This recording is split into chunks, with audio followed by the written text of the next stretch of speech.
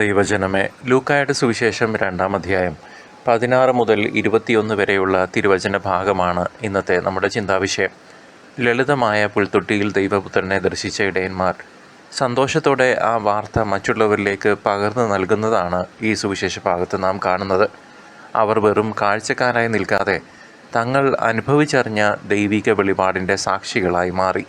നമ്മുടെ ജീവിതത്തിലും ദൈവ സാന്നിധ്യം തിരിച്ചറിയുമ്പോൾ അത് മറ്റുള്ളവരുമായി പങ്കുവയ്ക്കാനുള്ള ഉത്തരവാദിത്തം നമുക്കുണ്ടെന്ന് ഈ വചനഭാഗം നമ്മെ ഓർമ്മിപ്പിക്കുന്നു.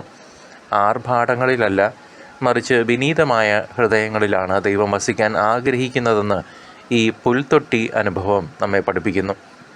പരിശുദ്ധ മാതാവായ മറിയം ഈ അത്ഭുതകരമായ സംഭവങ്ങളെല്ലാം തൻ്റെ ഹൃദയത്തിൽ സംഗ്രഹിച്ച് ധ്യാനിക്കുന്നതായി നാം കാണുന്നു.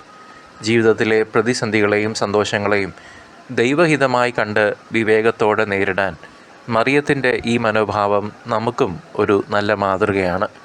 8-ാം നാൾ ശിശുവിന് യേശു എന്ന് പേരിട്ടതിലൂടെ ദൈവ കൽപ്പനകളോടുള്ള വിശുദ്ധ കുടുംബത്തിൻ്റെ വിശ്വസ്തത വെളിപ്പെടുന്നു. രക്ഷകൻ എന്നർത്ഥമുള്ള ആ നാമം നമുക്ക് നൽകുന്ന പ്രത്യാശ വളരെ വളരെ വലുതാണ്.